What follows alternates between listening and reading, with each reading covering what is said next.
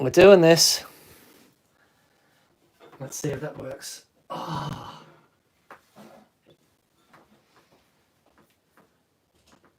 It should be. No, I don't want that. Hush. We should be there. Oh, we're there. Okay, we're sort of there. How are we doing? Can everyone hear us okay? Yes, yes, we are live, we are live. Okay, it's all happening. We're sort of reversed roles today. There's technical stuff going on at TPS HQ, and the technical stuff that's going on is that broadband doesn't quite work. There you go. That'll do it. Oh man. The revolution will not be on the internet, Daniel, because broadband will be down. Oh, very good, very good.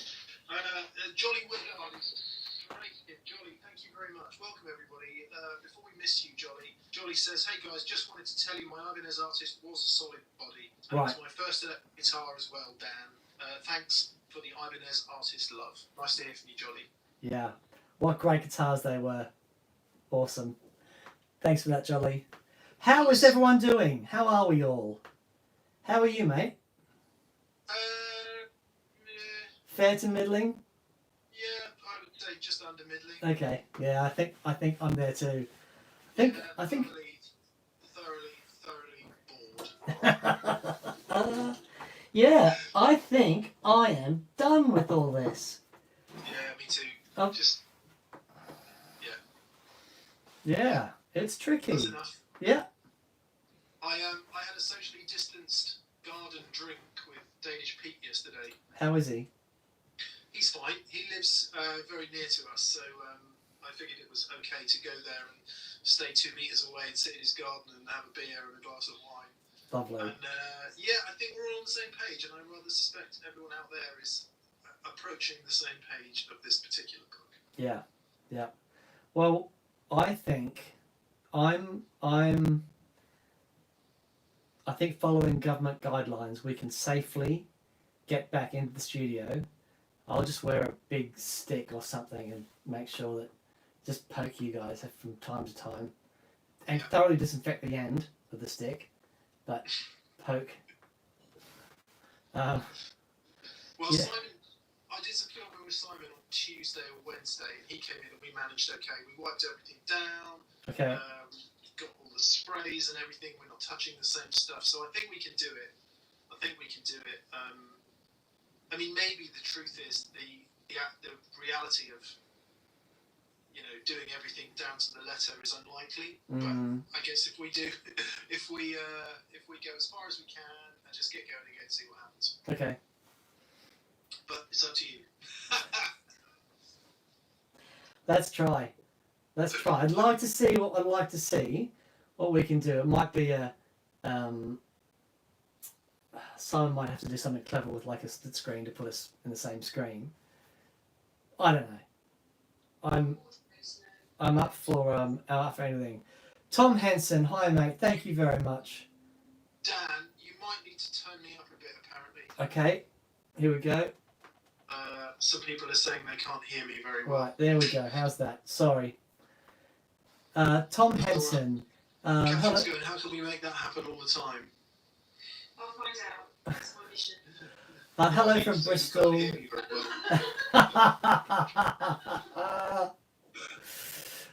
Tom, hello from Bristol. Never been around for the live chat before, so this is a first.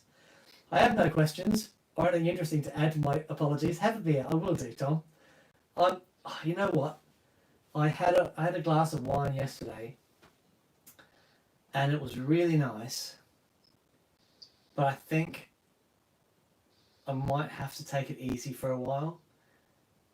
I came to that conclusion yesterday. Pete and I managed to drink quite a lot in his garden. Thankfully, Catherine was driving. Right.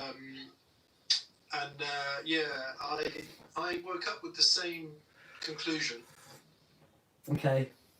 And now I'm looking forward to getting home and having a beer. But anyway, or at least some wine.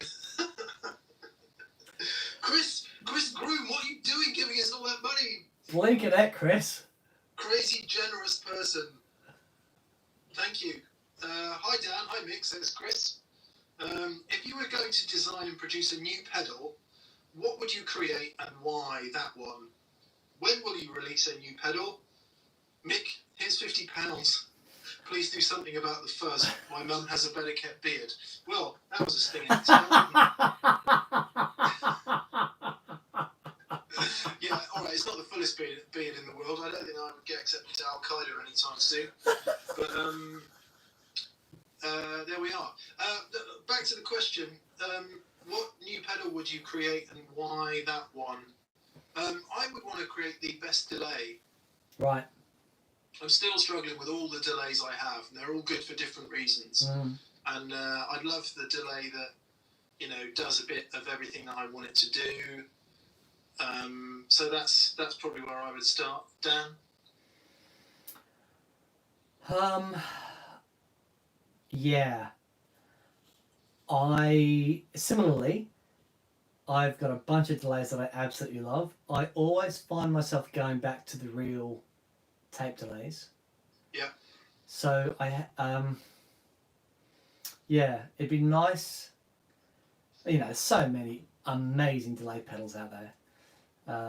But nothing gives me that feel, and it'd be nice to sort of work out exactly what's going on there and see if we could nail that. That'd be fun. Yeah. The other part of the question was, when will you release a new pedal? Well, watch this space is all we're going to say about that. Yeah. Who knows? There might be something coming pretty soon. Who knows? Here are my cards, and here are my chest. Yeah, who could possibly know?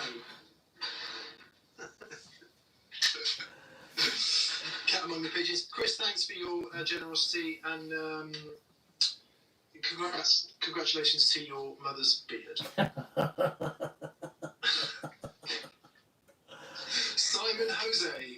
Simon Jose has given us $10. Thank you, Simon. That's very, very generous of you.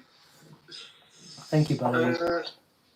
Now let's see. I think your beard looks fantastic, by the way. I really like it. Well, that's kind of you to say, Dan. I like this part of it. Right. And then from here back, not so much. No, I like that because... Thanks. No, because you've still got stuff there, and it doesn't look like you've gone the goatee thing. Yeah, the manicured goatee would not really be me. No. So that there, I think is good. Now Yeah. I'm looking a little bit patch. My wife, we've done home cuts today. Yeah. And you can see a little bit of a, you know, but she's done a great job. She's done a really great job. But that's as much. You know, I can look after this, I can manicure this a little bit, but boy, oh boy, the little bit of hair that I have left goes so quick. Right. Okay. Dan, tips for beard trimming. Simon Whitehead is on. Hello, Simon. He says, I like liking the Mick ventriloquist doll.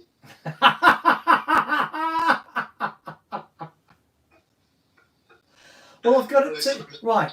For me to make this work, to get my head next to Mick's, because I'm filming the iPhone is doing the filming, the iPad is where Mick's head is, and I've got to put it on this bench thing, and to get my... See, if I did this and I sat up normally, it just doesn't work, so I've got to get down here, and my arm just... This is where it's most comfortable.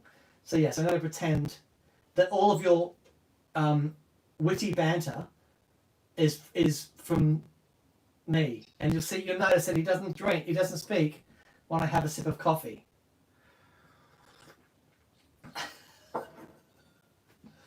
There we go. Aaron Sternke is on. Hello, Aaron.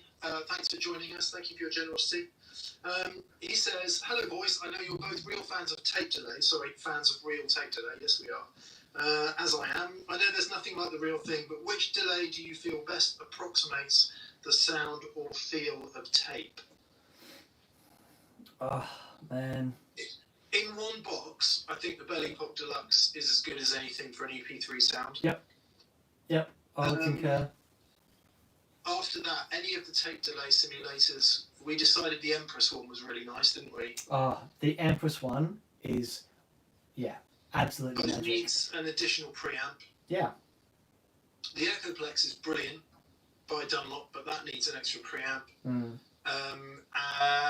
And don't know if you watched the show we did where Dan put together a tape delay simulator based out of all the different component parts, and that was pretty amazing. So he put in like a bit of compression, a bit of overdrive, some modulation to create the warble in the tape, and then something creating the delay itself.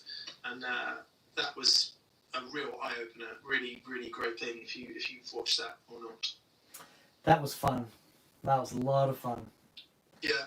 And then the J-Rocket Ape is really good. So if you've got a normal delay pedal, like just any old bog standard digital delay, and even better if it does 100% wet, you can add the J-Rocket Ape to that and get some really, really nice tape effect type things. Yeah. So personally, that's what I would do because it's got a really nice boosty thing in there too. Mm. So that's where I would go, I think. I like that. Thank you, Matt Gilbert. Thanks, buddy. Hey, how you doing? He said, morning from Sydney. Dan land to you two lads.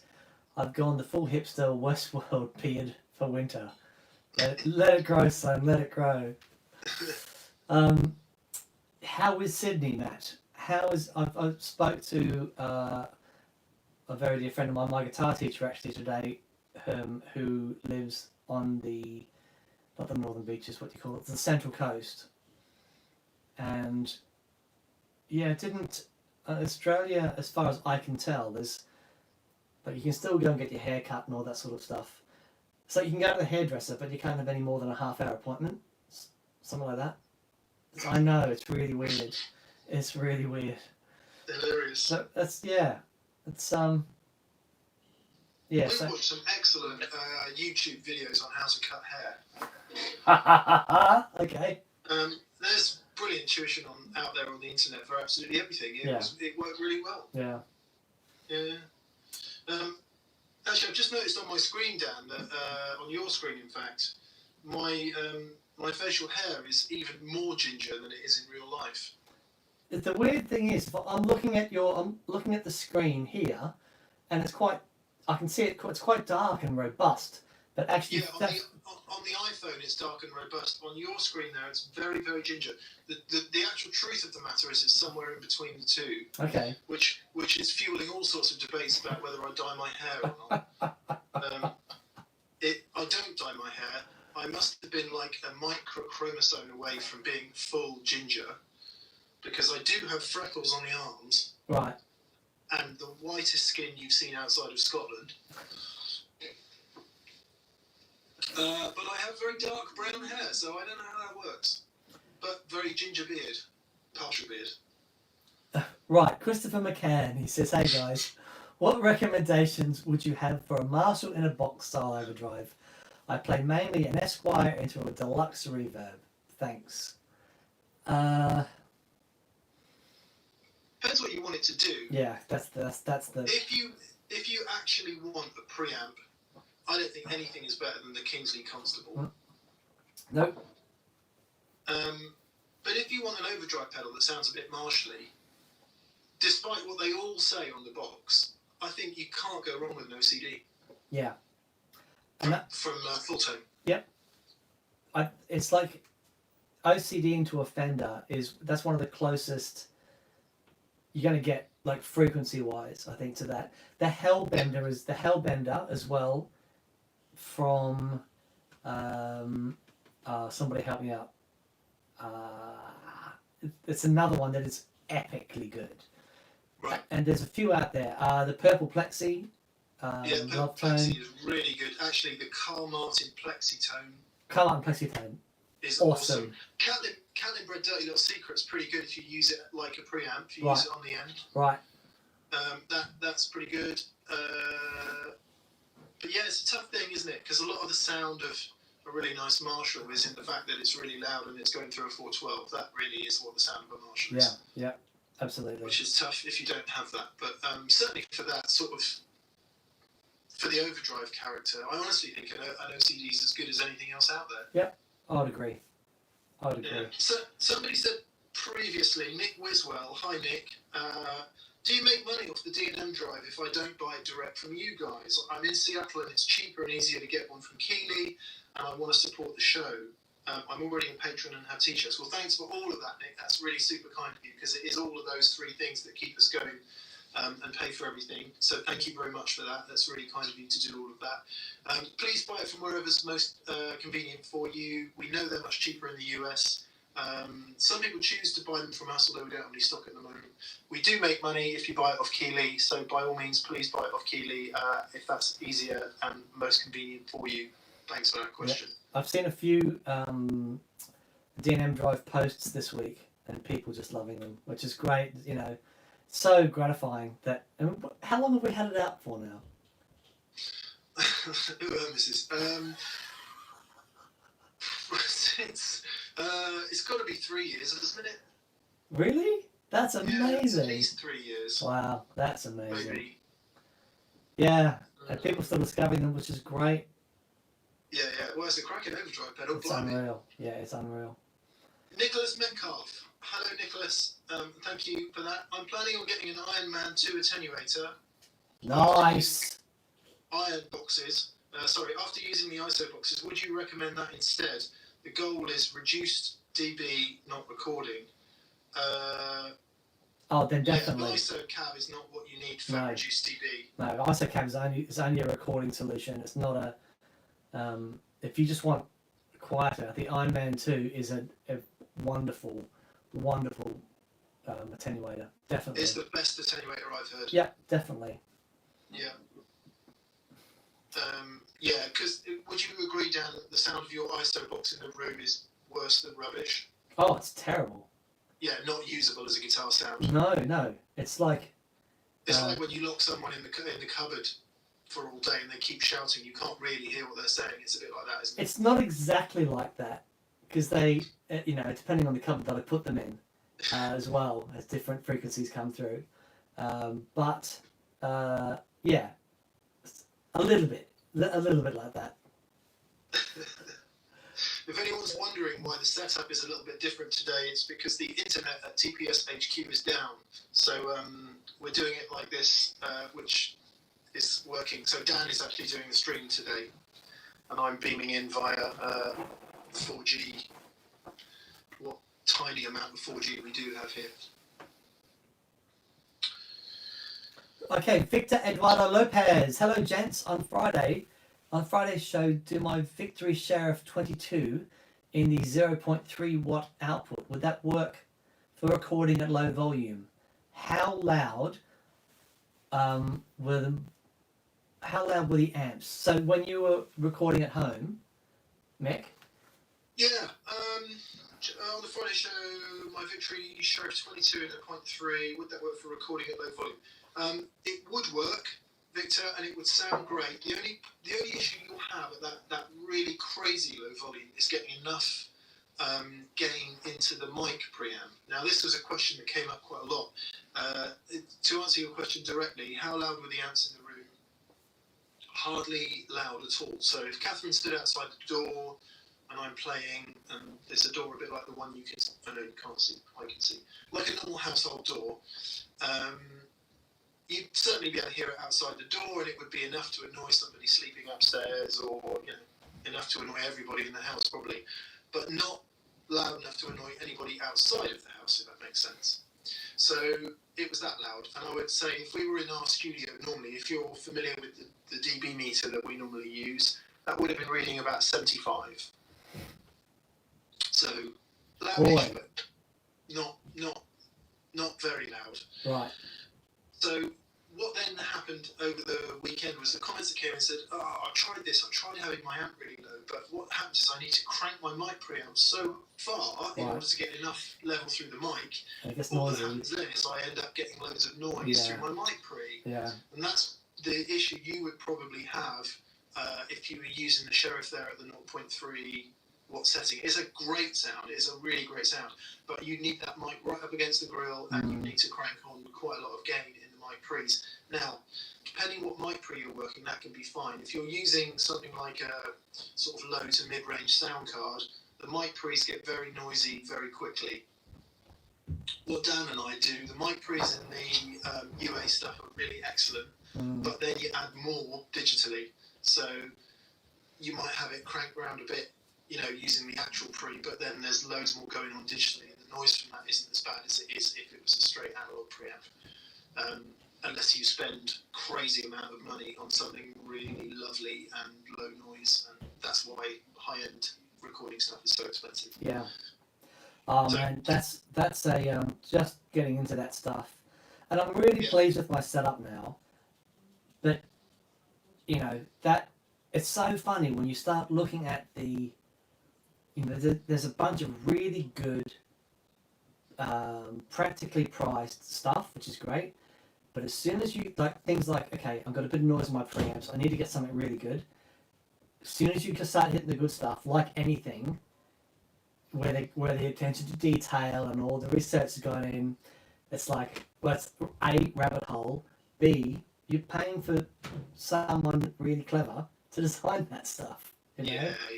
It's so true, isn't it? Yeah. I hope, Dan, that one day we've got at least two fully analog high-end channels here at TPS. That would be, I'd love that. Yeah. Well, we've got a couple of real... Oh, by the way, did you get any joy on the 1073 thing?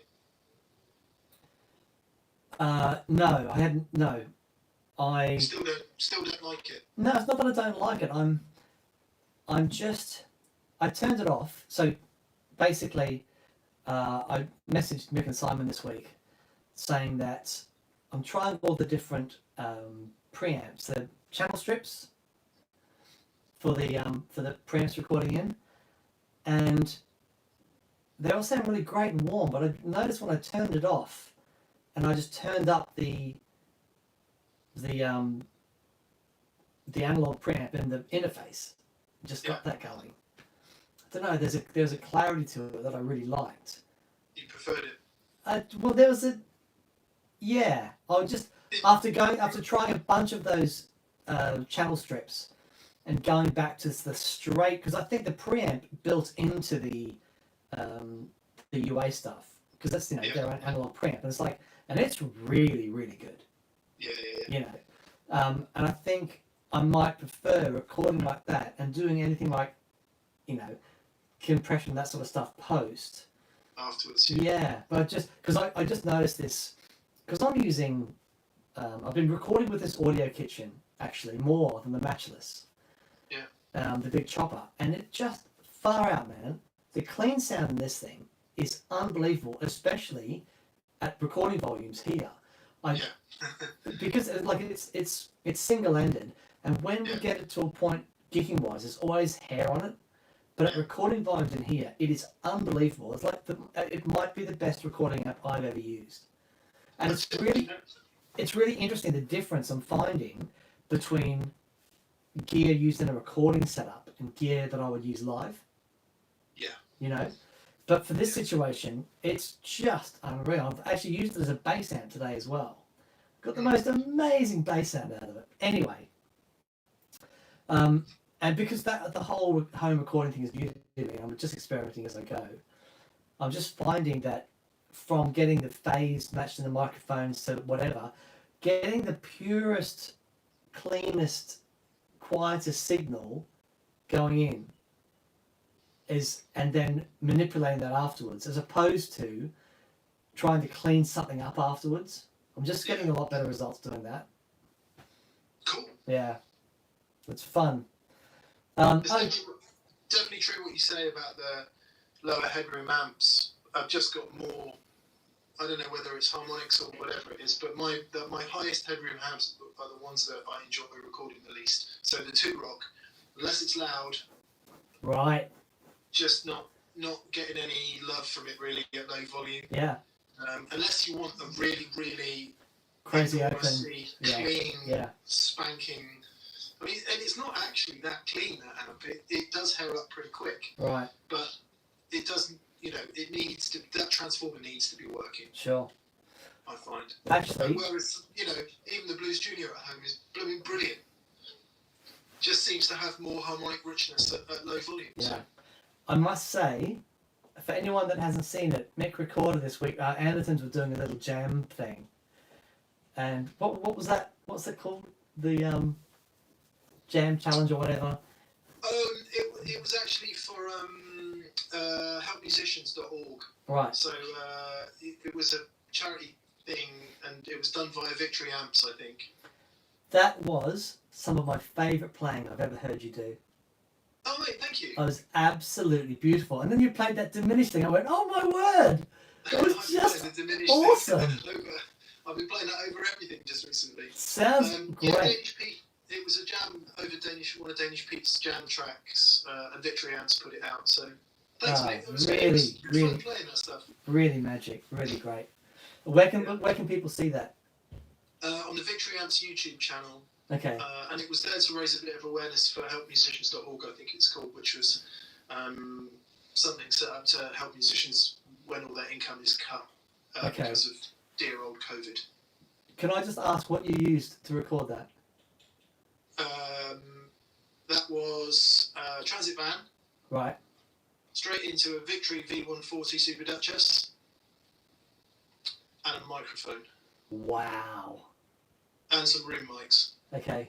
Yeah, magic. Yeah. Really lovely. Thanks, mate. Yeah. Okay. Andrew D. Thank you, Andrew. He says, hi guys, hope you're well. If you had to use one compressor for the rest of your life, what would it be? I've been looking at the Jam Pedals Dinosaur. So, okay, I've got to break the compressors into two sort of categories. So the Dinosaurs, their take on the Dynacomp, which still is my favourite Tele compressor. I've got a really old, original Budbox script logo Dynacomp. That and my Telecaster is a sound of ages. However, it doesn't sound like plugging it into an 1176 or, the Cali 76 or, any of the other really high-end compressors with the blend control. It's a different thing. It's more like a clean overdrive. You know what I mean? As opposed to like a studio compressor. So, I would have a Cali 76 and a Dynacomp. Those two compressors basically give me everything I need. But I couldn't have one or the other. No arguments from me. Yeah. For that. So just to say what he said, for that overt guitar compression sound that you know from country music and picking and all of that, Dynacomp, and for studio type finesse and loveliness, 1176. The Origin, what's it called, Dan? The Cali 76. Cali 76, yeah. Now, if you just want a great all-round compressor for doing everything, doesn't really do the Cali 76 thing, but the Wampler Ego compressor sells millions for a really good reason. Yeah, that's so good. And if you're going to go that route, you really, really do need to look at the Keeley Compressor Pro. Yeah.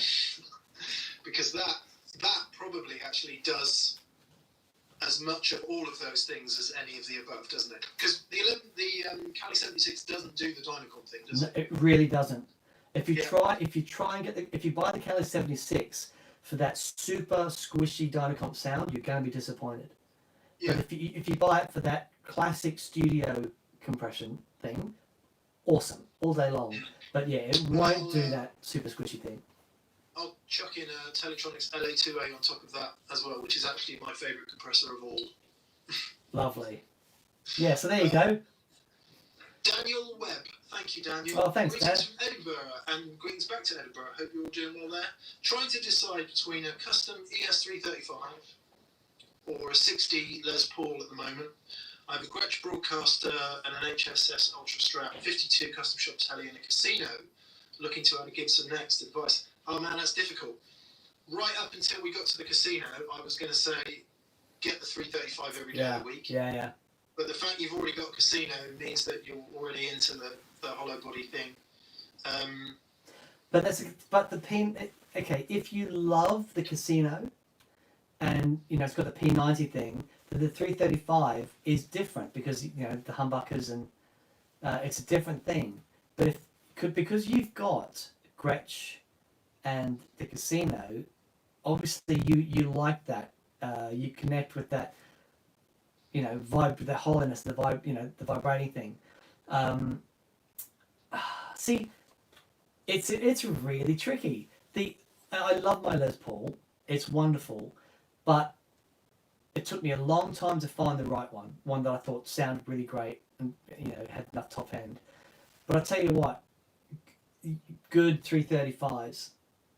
It's hard, I've played more good ones than bad ones. Yeah, it's you can do everything in the same way that you can do everything on a telly. Yep, you can do everything with. You can do everything on a 335. Yeah. You can't do everything on a Les Paul, and you can't do everything on a Strat. Yep. We're being very reductive here, but 335 you can play really heavy stuff, and you can play really clean stuff, or you can play jazz, or you can play country. You can do all that stuff on a 335. Mm-hmm. I would say instead of a custom, have a look at a Memphis. Nice. The Memphis guitars, which are no longer being made anymore because Memphis isn't there anymore. I think they've all become Gibson custom now. The Memphis guitars, there's quite a few of them out there, and you can pick them up used and stuff, and some stores still have stock. Of all the ones I've played over the years, they were the most consistently brilliant 335s I've ever played. Wow. I love yours. A lot of standards that are kind of meh, a lot of customs that are amazing, and some customs that are kind of meh, but almost to a guitar, all the Memphis guitars that I played were like. Nice. Yeah, bit of a generalisation. I don't need to offend anyone who's got a custom because it's probably brilliant. So. Yeah. Plexico says hello from Los Angeles. Hello, Plexico. What guest would you like to interview and why? Tom Bukovac. I would love to interview Tom Bukovac because I just want to say I know him. That's pretty much all. Because he is the daddy-o. Yeah, Tom would be great. I have a bit of a head start here because I've interviewed most of them. Right. I haven't never done Clapton and have no desire to. Never done Gilmore. That would be interesting. Yeah, he'll be amazing. The thing is with interviews, you need to spend time with them. Yeah. Like just picking up the phone and interviewing somebody, having done it so many times and over all these years, the only good stuff comes out when you actually get to spend time with these people, and that's the harder bit. So you do have to hang out with them for a bit just to kind of get them to loosen up, and you have to loosen up, and everyone has to start trusting one another, which is quite tough.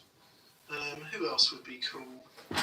I think any of the innovators. I mean, I mentioned before, I'm desperate to interview Johnny Marr.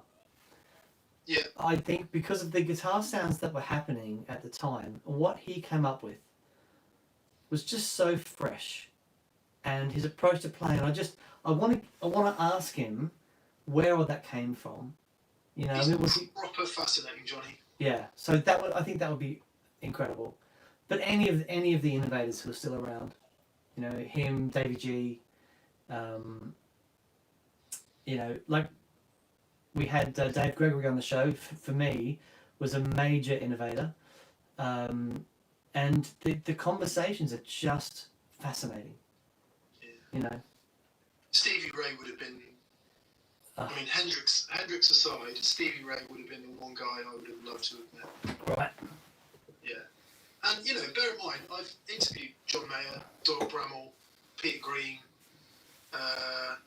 most of Iron Maiden, most people down the years, right. Or at least a good number of the really serious bands anyway, so I have a bit of a head start on that. Okay, right, Danish Alley, he says, if you daisy chain off a power supply input, what are the best pedals to pair? All modulation together, overdrive with compressors, overdrive by themselves. Every time you do that, I won't do that because it always ends up chasing down problems that aren't immediately apparent. Like, for example, you can pair an overdrive and compressor and it'll sound great until you kick on the delay And suddenly you get this noise, and you think, well, the delay's broken, but it's not, because it's being picked up. You might be, using an isolated power supply, but for whatever reason, those two, the little earth loop they create, picking up the digital noise. I would, if you have to pair a couple, just pair the analog stuff together, and it should be fine. But I also don't pair the non-gain things. So your modulation. If you've got one supplier that's got to share between two things, then share your chorus and your phaser together. Hope that helps, but I would suggest just getting a good isolated power supply. Right, Matt JW. Hi guys, do you have any opinions on either running an Iron Man Mark II attenuator or using an overdrive pedal, for example KT Blues Power, into a clean deluxe reverb for getting good breakup, mostly at 75 dB? You get that, Nick. I'm going to just get the dog. Yeah, I would, if you have the opportunity to watch the video that Dan and I did on Friday, I do exactly what you're talking about. Running OD pedals into clean amps at about 75 dB. And there is something really magic about an overdriving amplifier. It's a really amazing thing if you can capture it. But you know what? For consistency, for ease of tweakability, a couple of gain pedals into a clean amp, that's some great sounds in there, and depending on the gain pedals you use, of course. So I deliberately used something that gets quite mushy and does some of the things that an overdriving out, or at least an overdriving output stage would do on the end of a transformer that's caving in. The Thorpe Warthog has got that bias control, so it can get really proper spitty and angry. Really gross down there, in the way that a crapping out speaker and a transformer would. And then a bit of tube screamer after that, and it's not a crank deluxe reverb with the best ribbon mic you've ever heard in Capitol Studios. It's not that, but it's a pretty good guitar sound. Awesome. For the cost of an Iron Man versus the cost of a couple of decent overdrive pedals, that's the way I would do it personally. It depends. If you really love the sound of your deluxe reverb cranked, then go the Iron Man route. But speaking purely personally, a couple of overdrive pedals that you can just tweak to exactly the right spot. That's the way I would do it. Yeah. Very good. What do you think, Dan? Yeah, no, I agree. So hello, Ziggy, by the way. They can pop. Sorry, he was barking and scratching at the door, so That's cool. I think he heard you. He's going, what's going on there? What's going on there? Yeah, he's like, I need to pee over here. First time I met Dan's dog, and he was so excited he peed all over me. So that means he loved. That's love. That's love. I think I did the same thing to you when I first met you as well, didn't I? You did. It's a warming sensation. There you go. So I agree. So a lot of people ask me how I got the sound on the recording, and I used the Thorpe, the bunker. That was going into a King of Tone, and that was going into a Page, and that was also going into a Ripley Fall, and just a tiny, tiny little bit of chorus on there. But I actually was stacking 3 overdrives into each other. Yeah. And I into a clean amp. When you start stacking those gain stages, you get what I find about the attenuated thing is awesome, but it's limiting. Yeah. Literally limiting. But it's like that's the sound and that's it. Yeah. And if you really love that, awesome. But between a few overdrive pedals, the range of sounds that I can get with that is huge, and not really great sounds. So that's what I would do. Omega Zero, thank you for your generosity, Omega Zero. Thank you, Omega. in line for a super boost, but also looking at bad Bob for pushing other pedals. Would the Bob be too similar to the super when it comes? Should I be looking for something else? I haven't liked the treble boosters I've tried. Bad Bob. Let's start from the top. Treble booster, you have to hit something overdriving. You can't just have the treble booster hitting something clean, because, well, you can, of course you can if you want to, but the standard way to use a treble booster is it must hit something overdriving. Yeah. Fair play, Dan? Yeah, absolutely. And almost the more overdriving, the better. Yeah. Whereas the bad Bob boost, it was, for a long time, I had that pedal on all the time. It basically gave you, that feel that you got with a fuzz when you clean it up a bit by turning the volume off. The bad Bob does that. Yeah. Turned it up, it's a bit gritty and stuff, and it's beautiful, but just backed off. Man alive, it's absolutely gorgeous. Now the Super Boost is very different. Super Boost is, you got really great EQ and it sounds amazing punching into an overdriven thing, but it's very, very different than the bad Bob. And I think both on a board would be great. Actually, the bad Bob into the Super Boost I think would be amazing. What's the Super Boost? Do you remember we had the Owen sent us that pedal?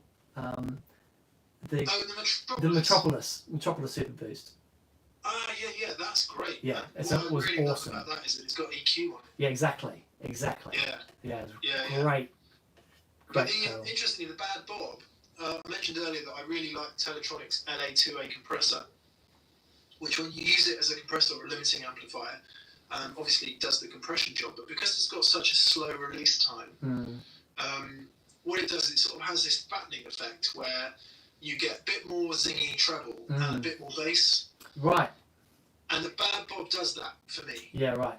It's a completely different thing. It's not a compressor. It's not a limiting amplifier. It is a booster. But used into a clean amp, it does a bit of that. It gives a bit of almost like polish. Yes. Almost a bit of production polish. Bit of sizzle up top. Bit of oomph down the bottom.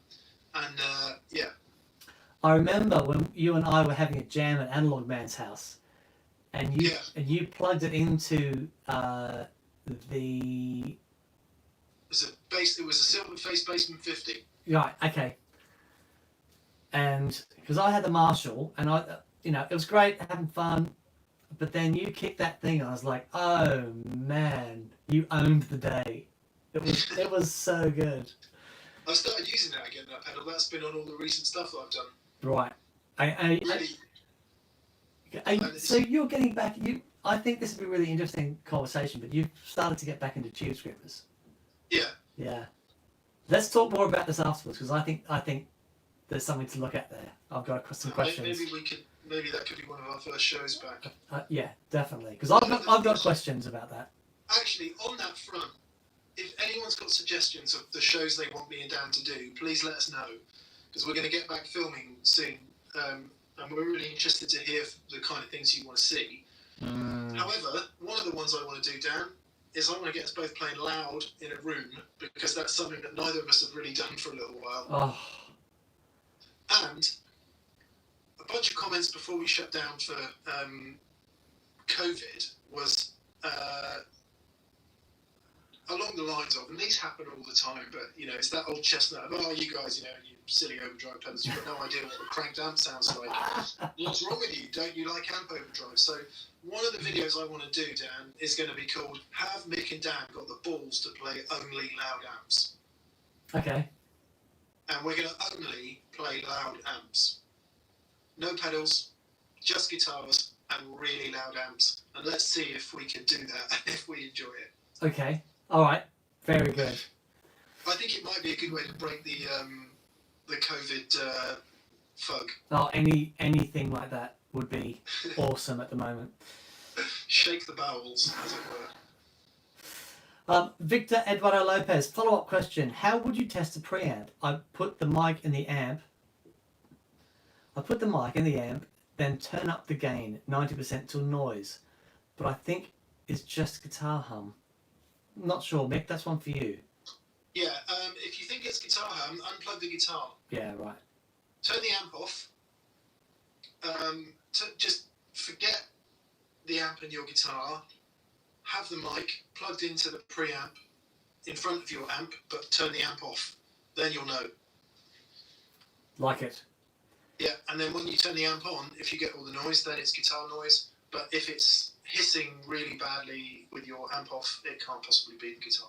Very good. Winston Bowman. Hello, Winston. He says, great show, guys. Dan, I've loved the gig rig stuff. I've tried. Would it be possible to use the Wetter box to replicate the blend function on the camouflage using a BF2 or a Lek Lady? Yes, absolutely. What it's for, isn't it? Yeah. Yeah. I think so. I've been blending stuff for a long time because it just opens up a whole world of amazing sounds. And one of the reasons I really wanted to get design a really great blender is because my original mistress just has the most amazing sound, but it's I would have liked to have been able to blend a bit of the dry sound to that. So yeah, that into a flanger is great. The Thorpe, the camouflage has the mixer built in, which is great. Yeah, but yeah, will work really well for that. Andrew Morgan, hi Andrew. Andrew's our friend in Japan. He says, Dan, Tokyo. He says, oh man, that's still the best trip ever. He says, Dan, you revealed the ISO cab. Now when do you get the bar fridge? Seriously though, eyeing off the walnut one as it acts as stealth furniture. Yes, I'm eyeing off another one because I really want to just record wet dry. Yeah, but honestly, he does beautiful work. That's this one here. Actually, you can't see it, but it's the Grossman. The Grossman. Yeah. A Rocket Complex says, what's the best thing about Tweed amps? This is not a joke, it's a genuine question. What is the best thing about Tweed amps? The pedal I've been working on is headed along the lines of a Tweed Super with bright and normal channels stackable. That sounds really cool. What's best about Tweed amps? I don't know if they were all no negative feedback. I don't know if that's the case or not, but what I hear is an urgency in that delivery, which suggests to me they don't have a lot of negative feedback. Right.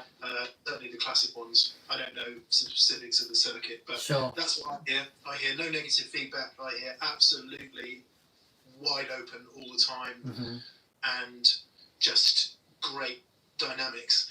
Downside of that is if you kick them hard and you wind them right up, all that dynamic goes away and it's just all mush. Yep. Too soon, which if you like huge headroom blackface derived amps like I do, if you playing really, really loud, the Tweed amp caves in too quickly. But at lower volumes, and for goodness sake, a Bassman is a pretty loud amp, so they're just magic things, aren't they?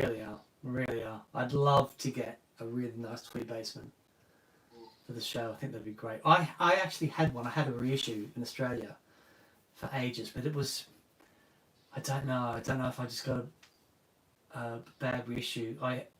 Before that sorry. They did a few hand wired ones, didn't they? Yes, mine wasn't a hand wired one. There was a guy in Sydney that actually did a conversion, did all the hand wired stuff, and I was looking at getting that. But then I before the Bassman, I was using a Music Man 2x10 100-watt 2x10 amplifier, which was just awesome.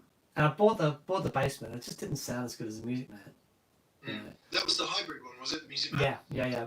Valve, no, solid state front end 100-watt valve power section. Was it called RD or something? Maybe, but it was wonderful.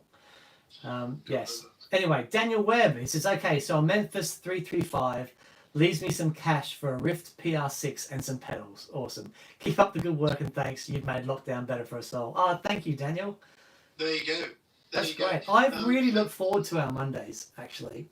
I really have, just hanging out with everyone. It's been great. I look forward to the chat and reading the comments and doing it. The technical stuff. Not so much. I know. So back to the Memphis 335. Was it Daniel? Was that his name? Yes. Yeah, Daniel. Hi, Daniel. There's a 63 and a 59, I think, are the two main types. The difference is the shape of the horns. So the 63 horns are a little bit more pointed. 59 is a bit more curvy. The 63 has an extra little cutout of the centre block. Oh, wow. discuss here whether that makes any difference or not. Okay. Is it the 330 doesn't have a centre block? Is that right? No, completely hollow. Right. That's the one that I would get. Yeah. Well, on that subject, I have got something to tell you about my casino. Okay. Which I'm not going to tell you. Okay. All right. We'll discuss it later. All I'm saying is, the Lollas are on the way. Okay. And then something else spectacular is going to happen to that guitar. Okay. That's brilliant. David Snelling. Hello, David. David says, how are the Ellis 5060s getting on in blue, Mick? I love mine. Yeah, I love mine too. That guitar is just in a really happy place. There's a tiny bit of fretwork that I need to have done. It's buzzing a bit on the top frets, even with a fairly high action. So, but yeah, I mean, it sounds great, and I love it. So I'm very happy. I had a conversation with Ron Ellis a couple of weeks ago. Nice. And what a great, just absolute champion that guy is. Anyway, I am going to try some tele pickups of his in the old girl. In the old girl. Yeah. Now, well, why are you doing that? Well, I tell you why. The pickups in it aren't original to the guitar. So if they were original, I wouldn't touch it. But the pickups in it aren't original. I really like them. But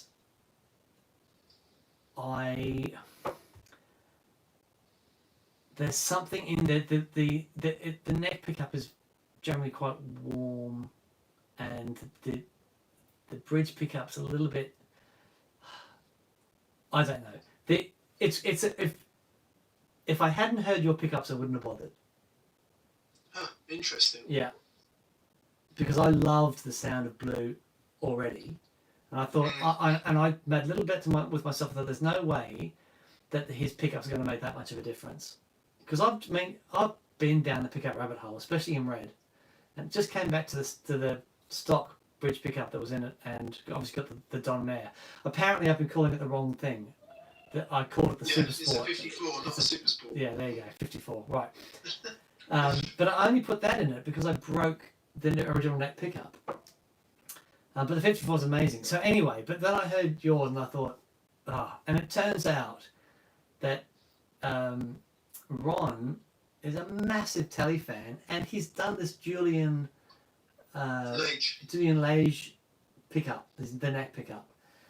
And if you're a man alive, I just adore him and his sound.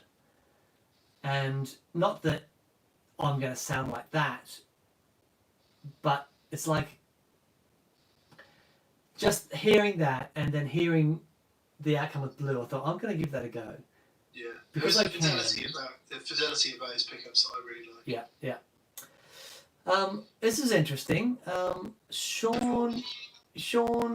Shawnee is Cubs fan 1. He says, hi guys, what do you think about the guitar tone of Lynyrd Skynyrd? I think it's wonderful. Now, tell me if I'm wrong, Mick, but they were using old PV valve amps for a long time, Lynyrd Skynyrd. Literally no idea. Okay. That could be wrong, probably is wrong, but someone told me... religiously, I get confused with a lot of those southern rock bands. Okay. Lynyrd Skynyrd, Sweet Home Alabama. Lynyrd Skynyrd do Sweet Home Alabama. Yeah. So, what was his name? I don't know.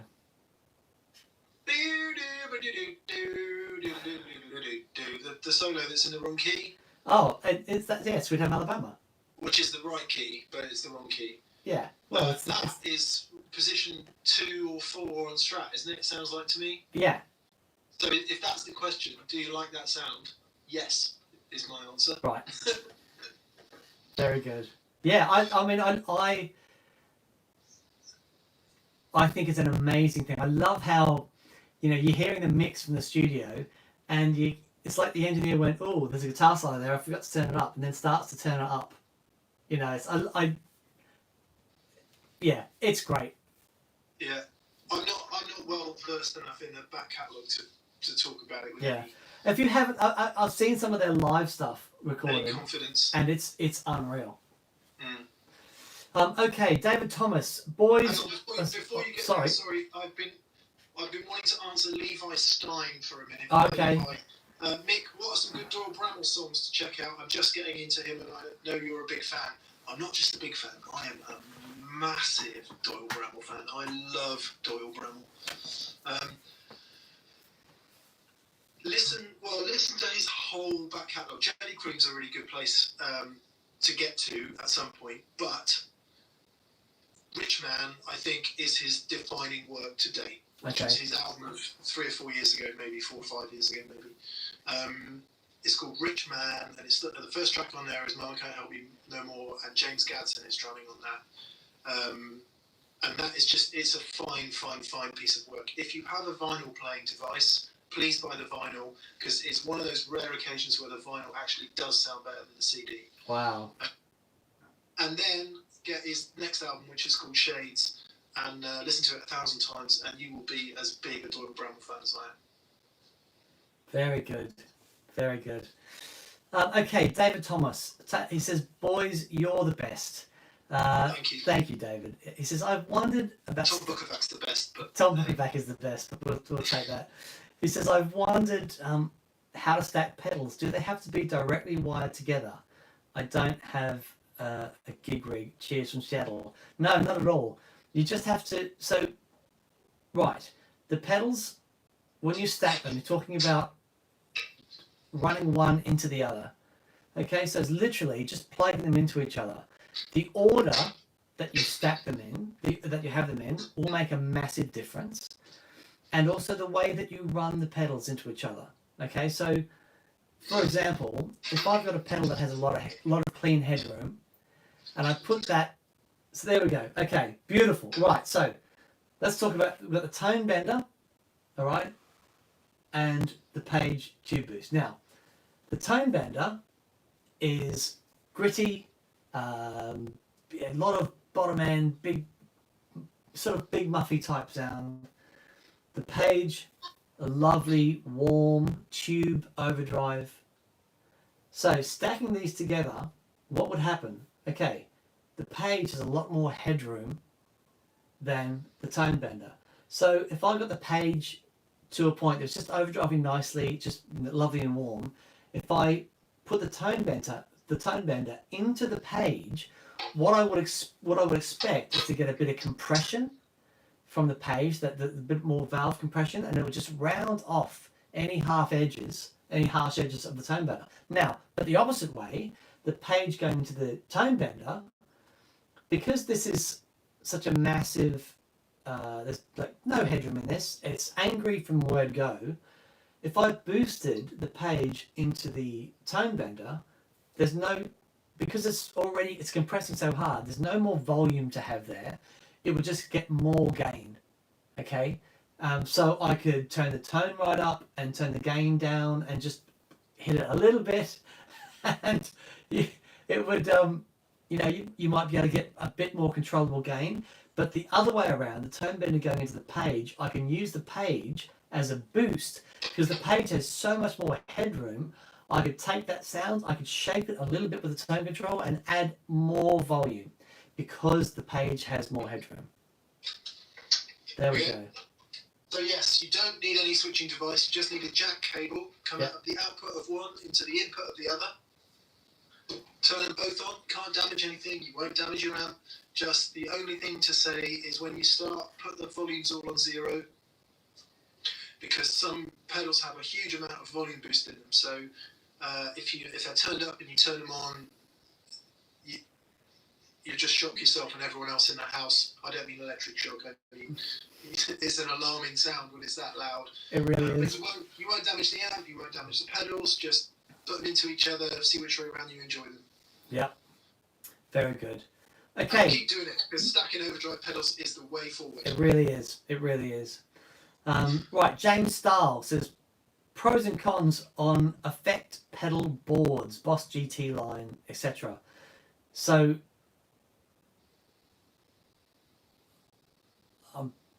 What the Boss GT line? What's that? GT100, GT1000. It's the Okay, the multi-effect stuff. Not really our bag, James. I used that stuff for a while. What was the ME50? I thought was okay. I can't, but it was so long ago. ME5 was the ME5 ME5. was the one that came out in the late 80s. That's the one. Like, oh my god. Yeah, and I had the GP8, the rack thing. I just. Yeah, what Dan is struggling with is that we're not big fans of big multi-effect boards like that. They're really great idea. They're really good value for, well, in one way they're a good value for money in that you get loads and loads of effects in one box. So compared to buying single sound effects and all the hassle you've got with connecting them up and all of that, they're fantastic value for money. And you get a bunch of amazing sounds. Once you get a little bit more complicated, you can use the 4-cable method, so you only get the drives in the front of the amp and wet effects in the effects loop if you want to do that. However, where they really stop being good value for money is when you want to change something. You might decide you don't really like the chorus and you want to add an analog man chorus, or you want to add whatever. And then all of a sudden you find you're hulking around this great big thing that you're only using for one thing, and then you're adding loads of single sound pedals. Among the many reasons that Dan and I really love high quality single sound pedals is because they're never bad value for money, because once you get them, you've got it forever, and you can just swap them in and out. You can sell them, you can trade them, you can do whatever you want. And the better stuff you buy from the better brands that's better made, the better they hold their value, and you can just keep them forever. I mean, GT1000 you probably keep forever until the motherboard fails, which may well be never. But if that's all you're ever going to buy and you just want all the sounds out of one unit, absolutely go for it. Yeah. Digital multi-effects, really awesome value for money in that respect. However, if you are in it for the long game and you want to try a bunch of different things, experiment with different types of overdrive, fuzzes, analog delays, get a bit more tweaky with it, then single sound pedals every day of the week for us. Yeah. Fair? That's very fair. Thanks, mate. Sonia Leaf, it says, thanks for staying grounded and adapting in this modern time. You're very welcome. Maybe a show about making things weird but musical. P.S. The singing your solo advice is paying off already. Thank you, Sonia. Yeah, so that was... Where did I first learn that? I had... I've had some really great mentors over the years, and just I remember hearing players like Jeff Beck and Derek Trucks and that sort of stuff, and it just sounded like their guitars were singing. And if you can sing, and when you hear some of my favourite solos are the solos that you can sing along to, and it's such a great way to, if you get started like that, you're getting started in a musical sense as opposed to in a learning patterns thing. You're starting understanding how something sounds. The really interesting thing about the solo that Olivia played, if you notice, she, at the end of the solo, she played a couple of ninths. She went out of the pentatonic. Did she? And she played a couple of ninths because she heard it after playing singing the pentatonic for that, for those couple of weeks. And she heard different notes, and she just worked out where to put her fingers to get them, So that's really good. Okay, as far as other advice is concerned, is just experimentation. I think a lot of the great sounds that we hear were just about people experimenting. The overdrive was a mistake to start with. That seagull sound was the wire being plugged in the wrong way. Just don't be afraid to plug things in a way that you normally wouldn't, and have a go. And I think the two things are really linked as well. You talk about singing the solo. I mean, this might be a little bit existential, or at least cerebral.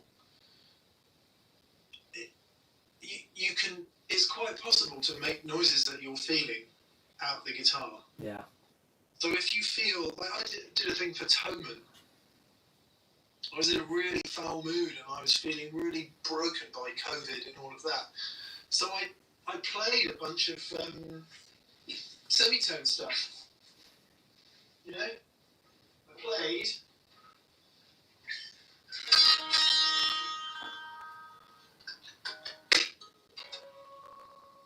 I don't know if you'll be able to hear this, but... Yeah, I can hear it.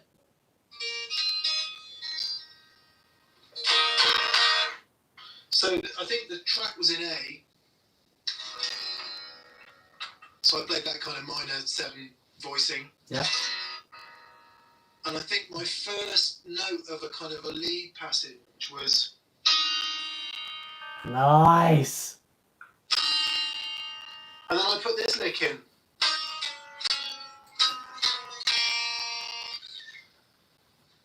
Because I was feeling like that's what was happening inside my brain. Yeah.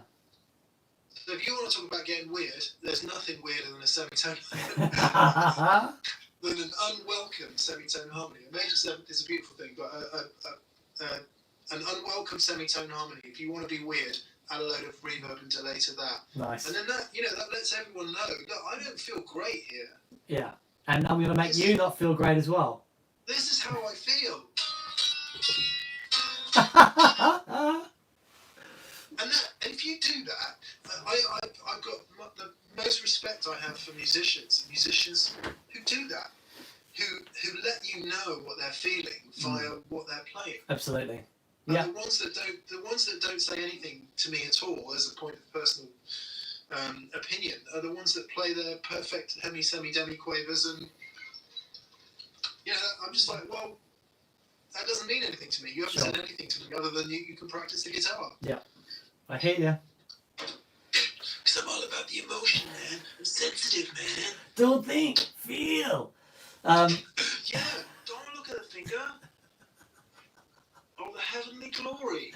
I apologise for my bad Bruce Lee accent. Soren Ledet. Hi, Soren, from Denmark. Nice to hear you. Hey, Soren. Any show will do. Can't wait to see you guys play again. Will we be able to buy and download your EPs? Yes, when they're done. Yes. I've just put Ron Ellis humbuckers in my Collins I-35. Mick, your casino will be happy. I'm actually putting Lollas in my casino, but I am putting Ron's humbuckers in the 335. Are you? Because Doyle Bramwell uses them. Doyle's got pickups in his I-35 as well. Wow. As has Bill Frisell. Really? Oh, yeah. Man. Okay, amazing. Right. Amiga Zero says, please do a follow-up show on tone benders. I can't afford a Macari's. Curious your thoughts on others like Twin Bender, Sun Bender, JHS Legends, etc. Sure. Yeah, that's part of the plan. We're going to do a follow-up show. Actually, I'm going to write that on the board, Dan. Yep. Because I think that's really important. Put it on the fridge. Yes, definitely. What was I going to say? David... what's the guy that makes the... man. I don't understand why. I just cannot remember names. It's to do with the cerebral cortex thing. Right, I don't have one. There's a cognitive phenomenon that explains tip of the tongue theory. Oh wow. Okay. Yeah. So. If I smack myself on the back of the head really hard. Yeah. Does that help? Anyone out there who understands cognitive psychology might be able to give us a little rundown on cerebral cortexes and parts of the brain which enable Dan to remember things. Dave, Ranger Effects. David. Right. Yeah. Do you like the way I bought you some time there? I do. That's very good. But see, I could be there for days going, I was having a barbecue with my friends and I couldn't remember Jimmy Page's name. And I was saying the guitar player from Led Zeppelin. And I was freaking out, and the more I freaked out, the worse it got. Yeah. It was. So obviously something gets in the way of the short term. There's obviously a transfer from long term to short term memory, and then you need to be able to recall it. My bass player used to say to me, he said, "Yep, you've." Someone mentioned the comment. Says Daniel Steinhart's got a 1 terabyte hard drive for a brain, and he'd say, "Yep, but his RAM is stuffed." Yeah, he's got 1K of RAM. That was funny. Aaron Singh, thank you. Hey Aaron, hey buddy. He says, "Hi chaps, just checking all is good for Water Rats." Aaron is talking about the gig we have coming up with That Pedal Show Band and Andy Timmins at Water Rats in September. I'm at a loss for a new gain stage. Yes, all is on for assuming that COVID ceases before then. Yes, all is definitely on. I'm at a loss for a new gain stage. What would you choose for one gain stage? Analog Man Prince of Tone, Zen Drive, Timmy, or Shanks? Oh. They are to be paired with Tumnus, Myriad, Morning Glory, and an Angry Driver. Tumnus, Myriad, Morning Glory, Prince of Tone. Yeah, either that or Timmy for me. Yeah. Yeah, either that or the Timmy. Yeah, I would say. Because the Timmy's so versatile that however you want it to sit with some of those other pedals, you'll be able to kind of bend the Timmy to where you want it to go. Mm-hmm. Daniel Webb says the casino is about to get a change 30 years on. That's cool, Daniel. It is my favourite, that 330 casino thing. That one that we played over at ATB Guitars. Yeah. He's still got that. Funnily enough, he posted on Instagram about that today, the Lake Placid Blue one. Yeah. Just an amazing guitar. 67, was it? Yeah, maybe. I thought it was earlier. But just, wow. What an incredible guitar. Odito Dan says, "Hello from Detroit. Dan, would you be interested in trading your Dope Priest pedal for some TP and a hand sanitizer?" No, thanks. I'm good, but thank you for your very kind offer. Yeah. That's, as far as big muff style pedals are concerned, that thing is amazing. Thank you, Kevin O'Shea. That's very, very kind of you, mate. Thank you. I think there might be people confused about why we look the way we do today. Internet has gone at the TPS studio, so Dan is hosting this one today. Dan is streaming from his home, and I'm joining him on the screen, just to explain that. Yeah. Frankie Bay says, "I'm about to order a custom-built, custom-shop Strat for around 4K. Any hints on what to do or what not to do spec-wise?" Boy, oh boy. Don't ask me. No. This is a hole, and this is a rabbit going down the hole. Yeah.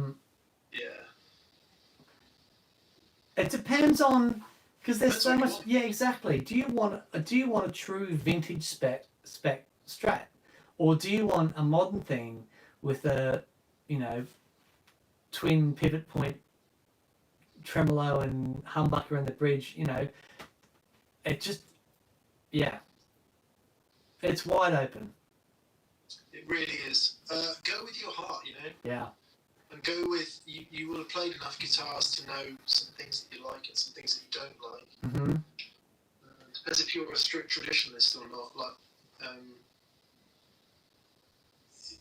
Yeah, it's really tough. And the other thing, I don't want to put you off, but the other thing is you've got no guarantee whether you're going to like that guitar when it comes out. That's the issue I have with custom-made guitars. Is you start from a higher point of expectation because you're thinking, I'm having this guitar made for me, it's totally amazing, and then you get it, and you're like, I just wish that little bit of grain on the top of the headstock there was different. Yeah.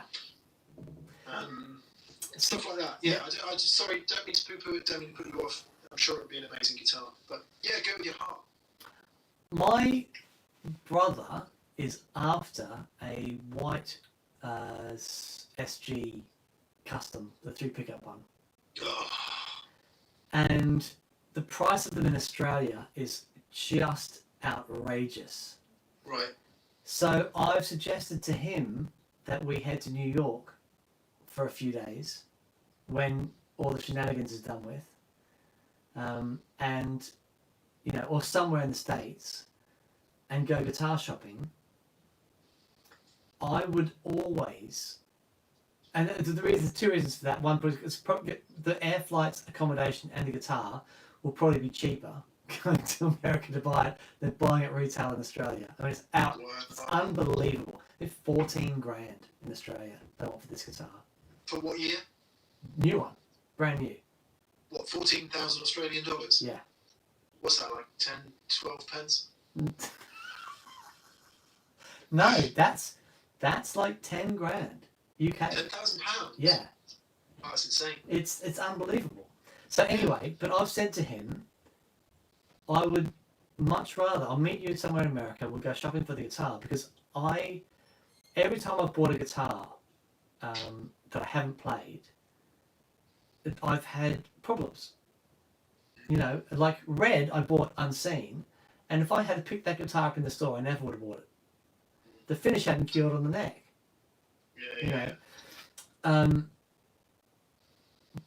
So I will never buy a guitar that I haven't seen again. But saying that, if you buy a custom shop Strat, you're in pretty safe hands, I would say. Yeah. Yeah. You would think so, wouldn't you? Yeah. One would hope. Be pretty specific about the weight. BV says, Dan, go to Nashville. Yes. You know what? Maybe we can kill two birds with one stone. Let's go and see Zach from Mythos. Yep. And go and kick Tom Bookerback's front door down. Nobody kicked Tom Bookerback's front door down. No. Just for the record. Nobody do that. Don't do that. Do that. What we'll do, we'll just get in an Uber and find out what time. Just work out the time he does his homeschooling, and just drive around listening for tone. Yes. And then just run up to his door and start banging on it. Definitely. That'd be great. You pretend to be Dolly Parton, I'll pretend to be Vince Gill, and he'll let us in. Awesome. Okay. Michael Force from Sweden. Hi, Michael. Thank you for your very kind words. Michael says, what great videos TPS put up this week. Great tone, great playing from you all. But a special shout out for Mick. Thank you. You play so good, could hear every note as well as the joint solo on Anderson's. Great stuff. You guys rock. Michael, thank you for those kind words. He does really indeed rock. Very, it's just awesome guitar playing from Mick this week. It was so great. Thank you. Let me say that I'm going to try and offer a message of hope here. In that 2 or 3 weeks ago, I was definitely in a bit of a down period, and really hating everything about playing and music and all of that. Which sob story. No one's got any time for it because we all feel it as creatives. We all feel it, and it's really boring. But it's real, and it does happen, and you do feel bad from time to time. And then one morning, I just got up and I decided to play what I was feeling and what needed to come out, and I played some. I don't want to sound big-headed or anything, but I played some of the stuff I was most happy with that I've ever played. And it just, as a message of hope, it's a kind of, you know what? Yeah, you will feel crap some days, but just be absolutely certain that it will pass. Yeah. And you will feel better, and you will want to play again. Yep. So it will always pass. It will always pass. BV's just said Dan, or I could just call him and arrange it, talking about Tom. It'd be so much more fun. Yeah. No, we'll all just jump in the Uber, I think, and just, leave with our hearts. But thank you, BV. Yes, please do that. That would be awesome. that would help. Wow. KJ Photo says, I was watching Brothers Landreth live stream on Friday. Joey mentioned Dan. Oh! Half the watchers typed honk.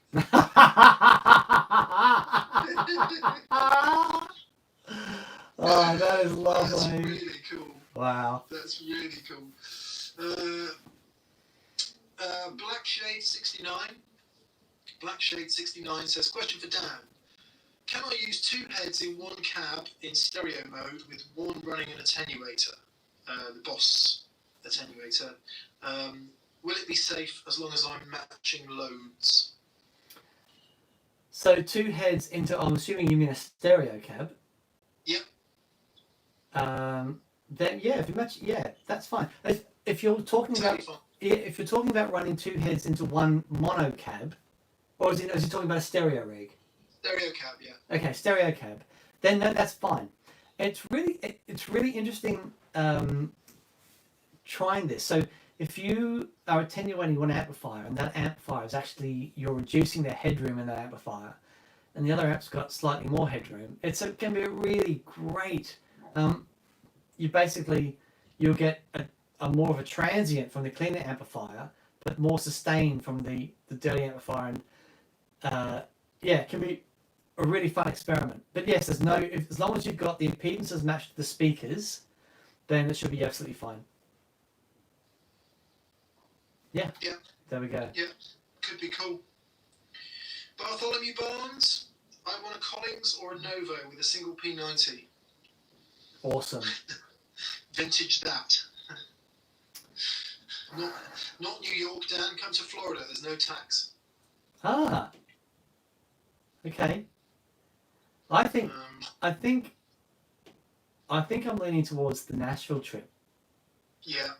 I think, thinking about it, I think the amount of because then we can kill many birds with one stone. Yes. That'd be great. Metaphorical, just for any literal people out there. Yeah. Interestingly, on the subject of birds, Dan, I've got blue tits nesting at home. No. Yeah. Honestly, they're in this little hole in the wall, and the mummy blue tit and the daddy blue tit sit up on the wall, and they look down and they bring all these caterpillars and stuff. And then with my binoculars, I can look inside the nest from a long way away, so I don't disturb them. And there they are, like the little beaks, like giving it the whole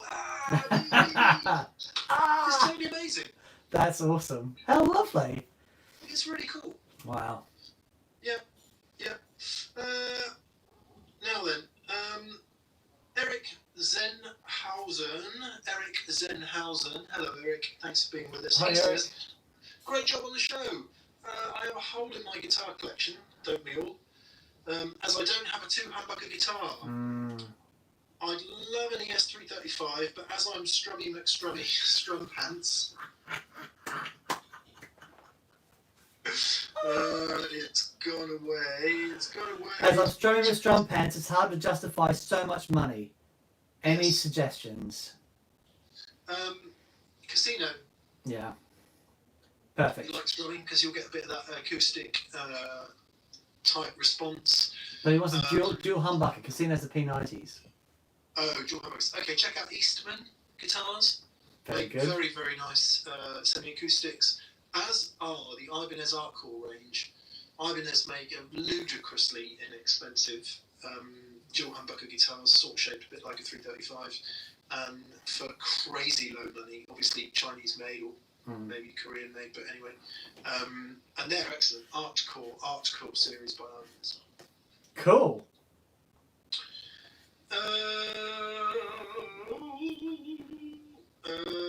I did see another one here.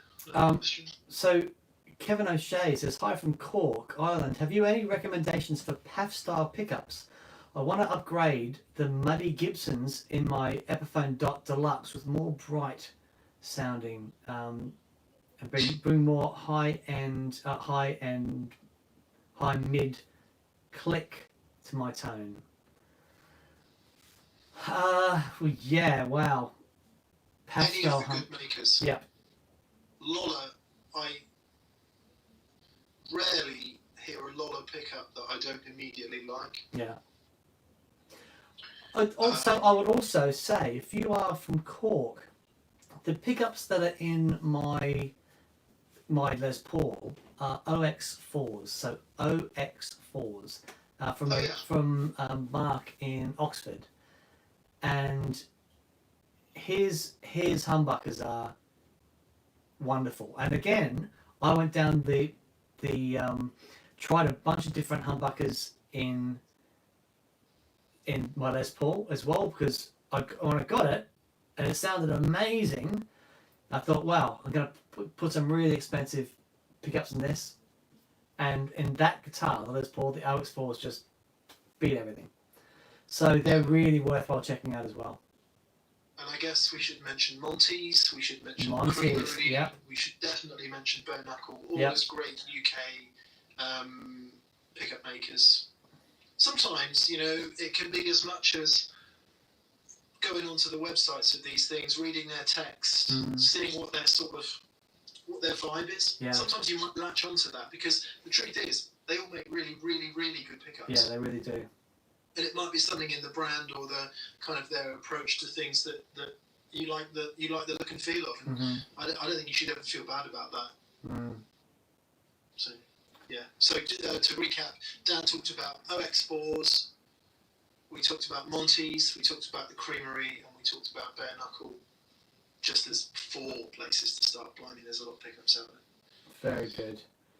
Oisin O'Grady, and Oisin, I'm sorry if we keep calling you Oisin and you're actually called Dave or some other Irish pronunciation of the word Oisin, or Shane or whatever it might be. Hey guys, I want to thank whoever takes the time at TPS to engage on Instagram. That would be me and Dan. You've commented on my videos a few times and it really makes my day and time doing the videos worthwhile, so thank you. Yeah, that might be me actually. You've got a grey strap with like a purple pickguard, if I remember correctly. Please tell us how to pronounce your name correctly. Very good. Where are we now then, Dan? Lots of people saying go and see Dennis and Co at Novo Guitars. Yeah. Yeah. Paul West, that was from you. I think that's likely. Yeah, that'd be great. Personal Nadir says, I'm jealous I have a birdhouse and not one peep. Oh. We've got blue tits, woodpeckers, magpies, obviously not the nicest bird in the world, but loads of those. All kinds of tiny little birds flying around. It's really lovely. Buzzards, man, so many buzzards. Buzzards? Yeah, no crazy way. number of buzzards. And they fight with the crows. It's really scary. Wow, that's awesome. Yeah. Yeah, owls up in the woods. Hear the owls. Amazing. Oh, Andrew, bless you. He says, Mick, I have an order for a Sire 335 Larry Carlton. Nicest entry-level 335 I've heard. Check them out. The captain reviewed them at NAMM. I didn't know this. So Larry has done a guitar with Sire, has he? Must have. I didn't know that. Unless they've been really cheeky. Like super litigiously cheeky. Yeah, I think. Must have put out a guitar with Larry. I can just imagine Larry on the phone. Hi, this is Larry Carlton. I just bought a new Ferrari with all the money you paid me. I saw an interview with him the other day. Wow, what a fascinating guy. He really put in the work. He was amazing. I've interviewed him a couple of times. He's he knows his doo-doo. Oh, he really does. David Burke, he says, PAF pickups. I concur with Monty's recommendation. Also, throwbacks, the KZ115 or Kloppmann from Germany. Yeah, throwbacks and Kloppmann's another couple of mega high-end brand. Yeah. Kloppmann stuff is... Right. Yeah. Yeah. Anything that Dan Drive says is amazing, I believe in. Yeah, right. Awesome.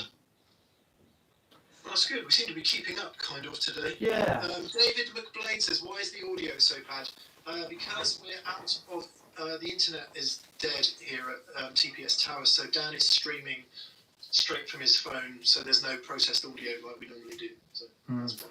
Actually, so question from David McGans, who I missed before, says, do you guys ever use IEMs, in-ear monitors? I am required to use them, but I can't get along with them. Any tips? I mic my amp up with an SM57. Oh, it's so tricky, because as soon as you put the in-ear monitors in, it disconnects you from everything else that's going on. I would love to look at this, because it's a requirement. You know, so how do you get vibe using in-ear monitors? I think it depends on the rest of the stage, doesn't it? Because if the rest of the stage is quiet, Mm-hmm. then having a kind of slightly open-backed headphone wouldn't help. Because one of the things I find in studios and just generally is that if you shut yourself off in terms of isolation, you get no love from anywhere else. So I quite like recording with half open-back headphones because I can hear the amp as well. Now, obviously, you need to be loud enough so that the spill from the headphones doesn't go down the microphone, so they're no good for vocals. Right. But on stages, if there is a live drummer and there's still a bass amp, maybe, then having not being completely isolated can help. However, I don't think that's the case, is it? I think he's probably talking about a very, very quiet stage. Mm. Add loads of reverb, that's what I would do. Yeah.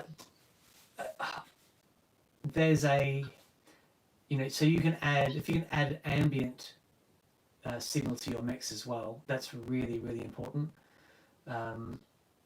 Also, is how quiet is the stage? I guess if everyone's on, because you're miking your amp, so the amp, I'm assuming the amp's on stage, it might be off stage. How quiet is everything on stage? Like, can you feel anything? That's, for me, that's the biggest thing that puts me off. As soon as there's that disconnect that happens, as soon as you put the in-ear monitors in, and if you can't feel it, then it's so tricky. People have got to have solutions for this, though. I'm sure. I mean, the people I talk to who do it all the time, their solution is you just get used to it. Right. Yeah. And it becomes the norm. Yeah. Yeah. So Phil X, who has to use them religiously with John Bovey. Yeah. It took him a long time to get used to it, but now he's fine with it. Yeah. So yeah, very interesting. Okay, Simon Keats. Thank you, Simon. He says, speaking of great UK makers, he has a Zilla vertical 2x12 arriving tomorrow with a Nice. V30 creamback combo. Paul is a class act, just sharing my joy. Yes, Paul is awesome. Makes great He cabinets. really does. Back to the IEMs thing, something's just occurred to me. Mm-hmm. And I apologise if you know this already, but a lot of modern situations now will have, whether it's a Behringer X32 or a Soundcraft 24 or something like that, where you can do your own monitor mix. Mm.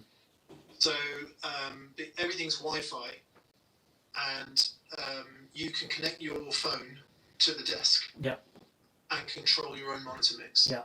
So that might be one thing that you can think about doing if the sound engineer will let you do that. But I'm told that is fairly common practice these days, where you turn up for the gig. Sound engineer tells you you're on aux 14, and you plug into aux 14 digitally, and you set your own monitor mix. Yeah. So that might be one way to do it. Yes. I think the issue for me is just that, even with all that going on, I know this. Something I'd like to look at. My secret machine says, Dan, now that you've owned and played your vintage telly for some time, how do you feel about it now? Love it more, less, worth the money, etc. Cheers, guys. Yes, it is. It is. So, I love it. I absolutely adore it. It has its own character. So whenever I pick up Red now, which I do all the time because Red's amazing, I feel the slimness in Red's neck. I feel the width of Red's neck. So it's a very different shape in the neck. There's a warmth because there's no lacquer left basically on Red's neck, whereas there's still lacquer on the vintage guitar. The vintage guitar has more top end, and that really, I don't know.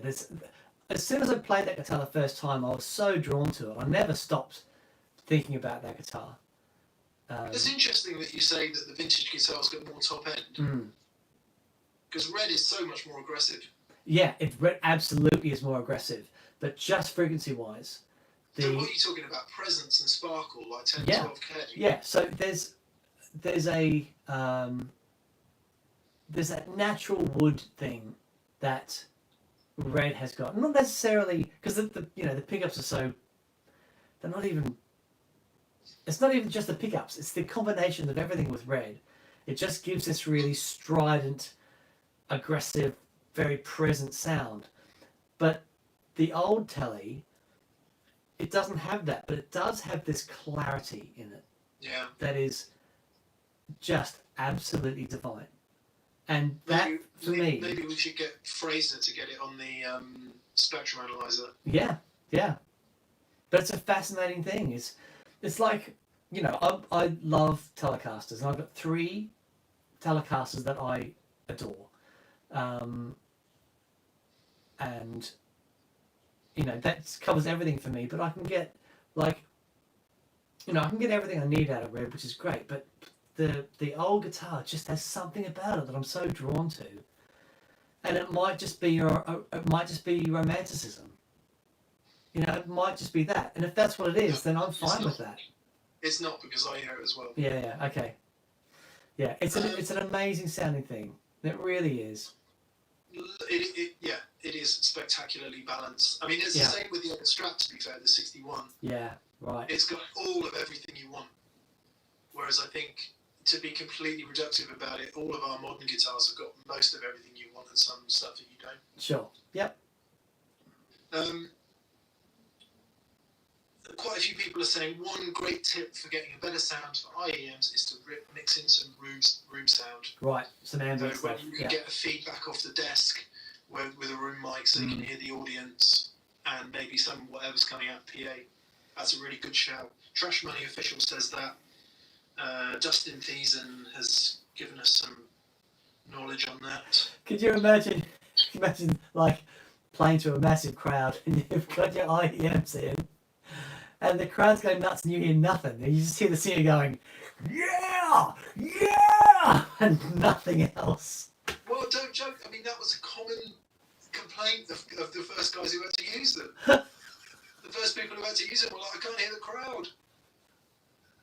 You can't see the crowd because of the lights, and you can't hear them. Oh boy. Yuri Rischel Jensen says, Dan's mic is overdriving. The reason for that, Yuri, is I'm not riding the preamps is why that's happening. Yeah, sorry. This is just done through my phone on like an emergency. That's for everyone who moans at me for constantly looking at the preamps. That's why I'm doing that. Yep. Okay, it's 7 o'clock. So time to wrap it up because I can smell my food. And, nice. Yeah. What's are you going to drink tonight, Dan, or not? No, I'm not. I'm going to give it a break for a while. I need to. How long do you think? When are we getting together? Wednesday? Wednesday. Okay, I'll have a break till Wednesday.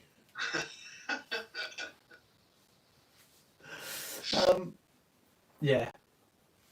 Every morning, I think of doing a long break. Okay. Apparently, there's this amazing book that's come out that's really popular, and Well, about 3 minutes past 7, I'm thinking maybe I'll start tomorrow. Yeah. So a thing that happened for me is a little bit concerning yesterday was I sat out and I didn't have a fantastic day. I sat out and had a glass of wine, and after the glass of wine I felt back on a level, and that sort of rang some alarm bells for me. Nice. Yeah. I mean, maybe it is. I should just drink wine all the time, and but maybe it isn't that. Maybe it is. I need to just have a break from it for a bit. But it's so nice. I really enjoy it. Like Graham Norton's just brought out this amazing 7-Year Blood, and it's just like Graham Norton has his own wine now, but it's awesome. I'd have been so much better in the 70s. I was saying to Catherine the other day, I'd have been a really good Victorian. Right. A Victorian life would have suited me to be sort of idle, and I mean rich Victorian life. Oh yeah, right. Me like to have people were working and doing things like laundry and gardening. I was doing some gardening and I was going, we should get, it would be People great in. not to have to do this. Yeah. And, I'd have done Victorians. But I think I would have been the best 70s. 70s was, if I could have been like 35 in 1973, or even 25 actually, 25 in 1973, Right. that worked. Okay. Then we could drink all day. Right. And yeah. Okay. So your 2 cents. It says someone above had a question about tone benders on a budget. Referenced JHS pedals new line. Any thoughts, or just try all fuzz pedals? We've actually got hold of them, and we're going to be looking at them very soon. Yeah. So it's really, really interesting. I have questions. Actually, bring them on Wednesday down. Okay. All right. Great. Jeff Martin says, just got here, boys. What did I miss? Yeah, just us hanging out, Jeff. Nice to see you. Hope you're well. Just usual stuff. Yeah. Oisin, thank you for telling us how to pronounce your name. Thank you for that. Oisin. Now Ah. I will know. Very good. Right. Johnny Duffett says cheers. Thank you, Johnny, and thank you for your kind gifts. What an amazing bit of generosity that was. Yeah, Thank you. thank you. We haven't plugged them in yet. Hopefully that's going to happen on Wednesday. Yeah. Awesome. Okay. Let's just see if there's anything else I missed. Yeah, lots of pickups, suggestions from people. That's great. Yeah, cool. All right, guys. Well, again, it's been just wonderful hanging out with all of you. You're such a great bunch, and yeah, thanks for just sharing some time with us. Really appreciate it, and hope you're all doing great. Yeah, and we're going to get back to work. Hang on, there was a question about pickups. Explorer Guitar says how to make a dark sounding ES335 with splittable humbuckers sound brighter. What should I change? Right, Gibson made loads and loads of 335s with 300k pots. Ooh. Check. One of the first things you can do is put 500k pots in there, and that will make a material difference quite quickly. Yep. Great suggestion. Secondly, if the pickups are very heavily wax potted and symmetrically wound, they tend to be a bit darker. So if it's got classic 57s in there, they're not as airy and open sounding as some of the more correct PAF types, which are asymmetrically wound and much lighter wax potted. So that would be the other thing. And then get some Lola low winds. But yeah, do check those pots. Yep. Body Demos says, this might be a little rhetorical, but do I really need a Volante or Bell Epox Deluxe? Well, I would say, yeah. It'll make... The Volante is spectacular. Yeah, it's incredible. It is so much fun.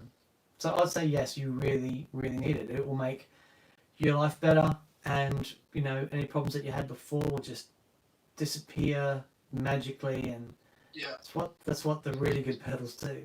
Be more attractive to members of the opposite sex or indeed the same sex. Yeah, whatever works. Or just generally more attractive. Yeah.